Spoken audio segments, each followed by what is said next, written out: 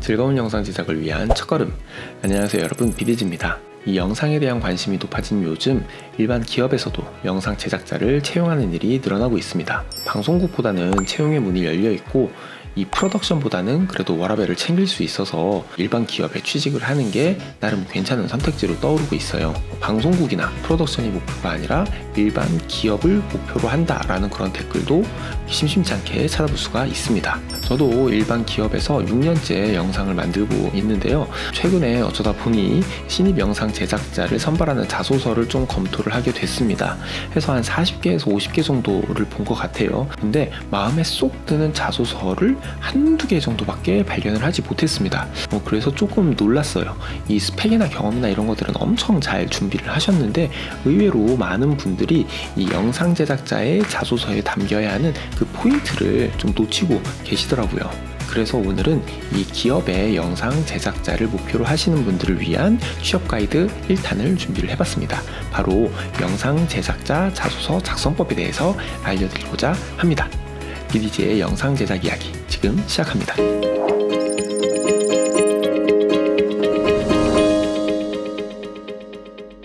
이 자소서에 대해서 이야기하기에 앞서서 지금부터 제가 말씀드리는 내용은 어느 기업의 인사 담당자나 혹은 채용 결정권자의 기준과 다를 수 있다는 걸 여러분들이 좀 기억해 주셨으면 좋겠습니다.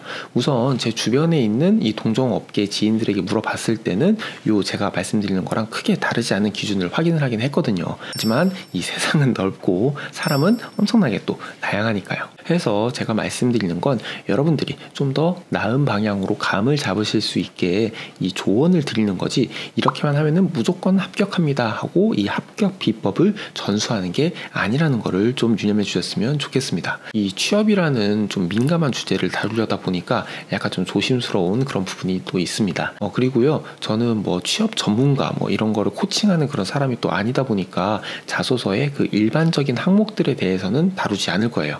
어쩌면 여러분이 저보다 더 뛰어나실 수도 있어요. 그래서 저는 그런 일반적인 부분은 빼고 이 영상 제작자의 자소서에 담겨야 하는 그런 내용으로 좀 포커스를 맞춰서 말씀을 드리고자 합니다. 우선 내가 지원하려고 하는 기업의 콘텐츠 모니터링이 필요합니다. 이렇게 일반 기업에서 영상 제작자를 채용한다라고 하면은 유튜브 채널을 운영을 하거나 SNS를 운영하는 경우가 대부분입니다. 아니면은 자체 홈페이지에서 영상을 제공하는 경우도 있고요. 이 내가 지원하려는 기업이 어떤 콘텐츠를 제작하는지 모니터링하는 거는 이거는 사실 기본입니다. 그런데 예상 외로 이 기본을 하지 않는 분들이 꽤 계시더라고요. 이 자소서의 어느 부분에서든 내가 너희의 콘텐츠를 쭉 훑어봤고 어떤 인상을 받았는지 적어주는 게 필요합니다. 유튜브 채널을 예로 들면은 그냥 콘텐츠의 전체적인 인상 혹은 플레이리스트의 구성, 운영 방식에 대한 그런 간단한 평가를 적고 좀 감명 깊게 본 콘텐츠 하나 정도는 좀 디테일하게 다뤄주는 게 좋습니다. 그 콘텐츠에 대한 평가도 좋다, 인상적이었다, 재미있다 이런 식의 단편적인 그런 감상보다는 기획 의도라든지 표현 방식이라든지 아니면은 컨셉의 차별화라든지 이렇게 겉으로 드러나지 않는 부분에 대한 평가를 해주시는 게 좋습니다. 숨겨진 의도를 발견해주는 분을 만나면 또 그렇게 반갑거든요. 그리고 콘텐츠에 대한 평가를 할 때도 대체로 장점들 먼저 나열을 해주시는 게 좋습니다. 이 여러분의 자소서를 검토하는 사람은 어떤 형식으로든 그 콘텐츠에 기여를 했을 가능성이 매우 높거든요. 그래도 나는 내 갈 길을 가련다 하고 단점들만 이렇게 쭈루루루 나열을 하다 보면은 그 단점들이 다 팩트고 다 맞는 말이라 하더라도 자연스럽게 부정적인 인식이 형성됩니다. 그러니까 되도록이면은 긍정적인 점 위주로, 그냥 쉽게 말하면 칭찬을 좀 하고, 또 너무 칭찬만 하면은 잘 보이려고 하는 그런 티가 좀 나잖아요. 그래서 마지막에 단점을 더해 주시는데 여기서 또 여러분의 역량을 보여줄 수 있는 그런 포인트를 잡자면은 이 단점을 적어주고 그걸 개선할 수 있는 그 아이디어까지 함께 제안을 해야 된다는 겁니다. 이 단점 플러스 개선 아이디어의 퀄리티도 또 무척 중요한데요. 급히 멋있게 유튜버가 이런 거 적으라고 했는데 할 거 없으니까 그냥 만들어서 써야겠다 이렇게 좀 쉽게 생각을 해서 말도 안 되는 억지 단점에다가 누구나 쉽게 생각할 수 있는 그런 아이디어를 적어 넣으면요 오히려 부정적인 평가를 받을 수 있습니다. 이 단점은 충분히 공감할 수 있을 만한 것이어야 하고요. 이 개선 아이디어는 뭐 날카롭거나 아니면은 기발한 것이 좋습니다. 근데 이 날카롭거나 기발한 아이디어 만들어내기가 쉽지가 않잖아요. 뭐 그러면은 그냥 기본에 충실한 그런 아이디어도 뭐 나쁘지는 않습니다. 뭐 다른 지원자들이 이상한 소리를 할 때 오히려 이런 기본에 충실한 아이디어는 돋보일 수 있거든요. 이 콘텐츠 모니터링은 보통 자소서의 지원 동기 쪽에 들어가면 적당합니다. 내가 콘텐츠를 쭉 훑어봤더니 이런 것들이 좋았고 이런 부분은 조금 부족했다. 그래서 내가 들어가서 그 부족한 부분을 한번 채워보겠다 라든지, 아니면 모든 것들이 다 너무너무 좋았습니다. 이런 좋은 콘텐츠를 만드는 사람들과 함께 뭐 일해보고 싶습니다. 뭐 이런 식으로요. 아름답지 않습니까? 다음은 새로운 콘텐츠 아이디어를 제안해야 합니다.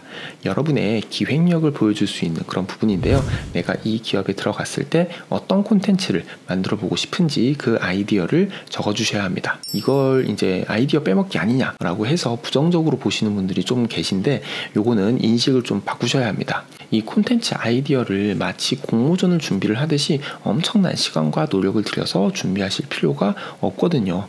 이거는 실제 아웃풋을 위한 그러한 기획이라기보다는 기존 콘텐츠와는 다른 시선, 그리고 뭔가 새로운 거를 시도할 수 있는 그러한 역량이 있습니다를 보여주는 그러한 기획이어야 합니다. 당장 입사하자마자 이 주니어, 이 신입에게 너가 자소서에 쓴 기획으로 한번 만들어보자 하는 그런 회사는 없거든요.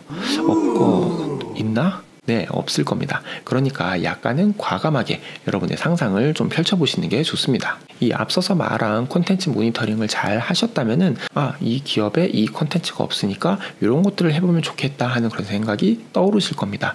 아니면은 그냥 내가 평소에 하고 싶었던 콘텐츠에 이 기업의 뭐 브랜드라든지 혹은 뭐 제품, 서비스 이런 것들을 묻히는 것도 방법이고요. 어쨌거나 포인트는 기존에 없던 것, something new입니다. 그럼 어떤 식으로 이 콘텐츠 아이디어를 정리를 하면 좋을까요?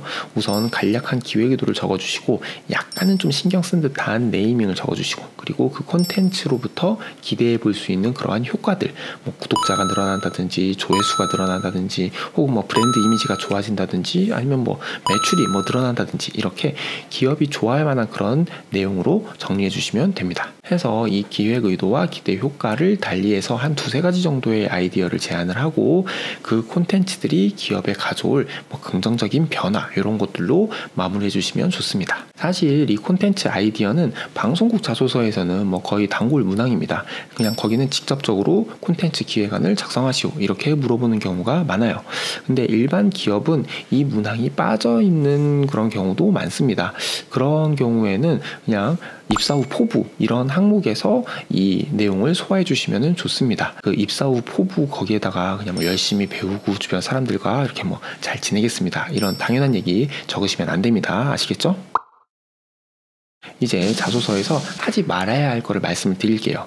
이 영상 보시고 여러분 자소서를 딱 봤을 때 이런 내용이 있으면은 후딱 수정을 해주셔야 됩니다. 먼저 스킬 자랑입니다. 여러분이 가지고 있는 그 제작 스킬을 그 용어를 사용해서 줄줄이 나열하는 거는 피해야 합니다. 뭐 예를 들어서 애프터 이펙트의 애니메이터와 익스프레션을 활용해서 다양한 애니메이션을 연출할 수 있으며, 그래프 에디터를 활용해서 상황에 맞는 벨로시티로 이 텐션감 있는 모션을 만들어낼 수 있는 능력이 있습니다 라고 적어놓는다면은, 이 제작 실무를 모르는 면접관 입장에서는 아니 이게 다 무슨 소리야, 모르는 단어가 계속 나오니까 아마도 그냥 스킵해버리려고 할 거고요.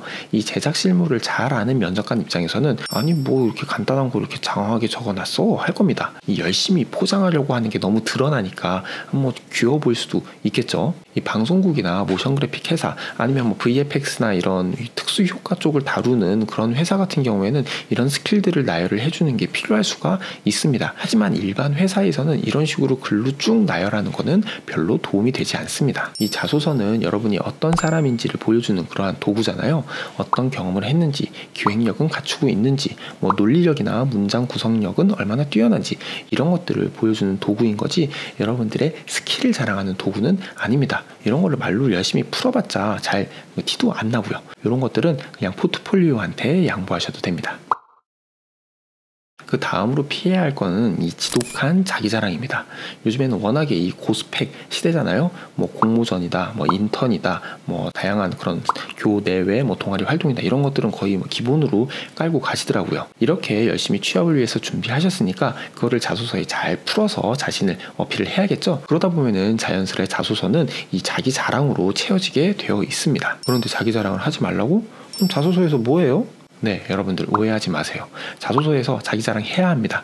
근데 피해야 할 거는 지독한 자기 자랑입니다. 이 자소서의 처음부터 끝까지 자기 자랑으로만 가득한 자소서가 정말 너무나도 많았습니다. 그런 자소서를 읽다 보면 머릿속에 떠오르는 생각은 그래서 여기 와서 뭘 어떻게 할 건데 so what? 이었습니다. 이 자소서는 자기 자랑으로만 끝나서는 안 됩니다.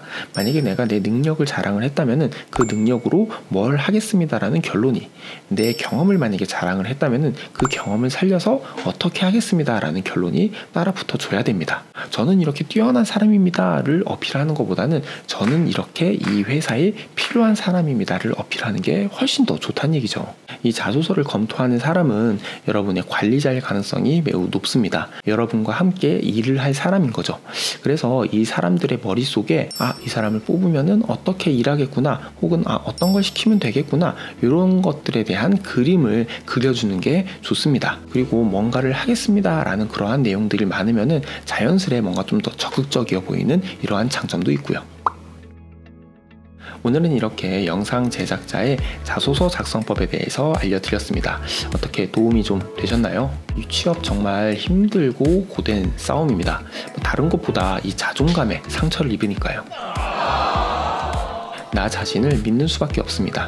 떨어지고 또 실패하더라도 지금까지 노력한 그 시간들을 믿으면서 도전하고 또 도전하는 거죠. 제가 오늘 전해드린 내용이 여러분의 도전에 조금이나마 도움이 되기를 바랍니다. 그리고 꼭 취뽀하시기를 바랄게요. 모든 사람이 즐겁게 영상 제작하기를 바라며 지금까지 BDG였습니다.